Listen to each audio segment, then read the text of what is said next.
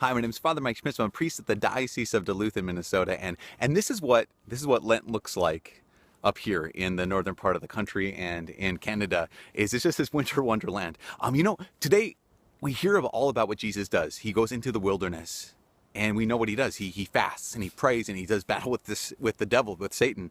We know what he does, but do we know why he does it? Because why a person does something oftentimes is almost even more important than what they're doing. Growing up around here where it's winter most of the year, I was just fascinated growing up with polar explorers, Arctic explorers, and yes, there's Roald Amundsen and there's Ernest Shackleton, those guys who raced to the South Pole to see who could get there first. But one of my favorites was a guy named Douglas Mawson. And Douglas Mawson, back in 1912, he led this expedition to just explore Antarctica. At one point, he was part of a three-man team.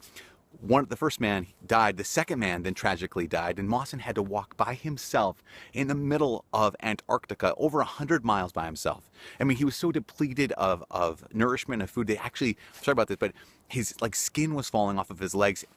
At one point, the soles of his feet fell off of his feet. He had to tape them back on every morning and wear 6 pairs of socks. Every step was agony. He just kept going. At one point, he fell into a crevasse, and he was hanging by the end of a 14-foot rope, and he tried climbing up. He made it once, but fell back down, and at one point he's hanging there, he just wanted to die. And as he was just like, I just want to give up, I just want to die, the words of a poem came to him. And the poem said, you just give it one more try. It's dead easy to die, but it's the going on living that's hard. And that was enough to give Mawson a kind of a why of I'm going to pull myself up, I want to keep on living. Because when a person has a why, they can almost do anything. Jesus, we know his what when he goes into the wilderness. He fasted, he prayed, he battled Satan. But what was his why? We realize this, and Christ reveals this, God reveals this. Jesus' why is actually a who. And his who is you.